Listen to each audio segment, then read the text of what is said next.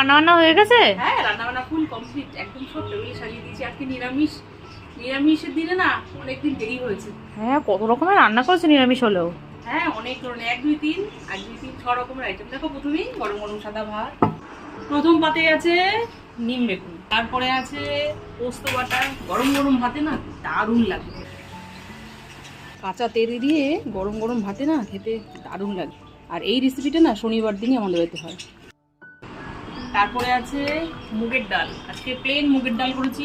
মুগের ডালের মধ্যে আজকে কোনো সবজি দিইনি।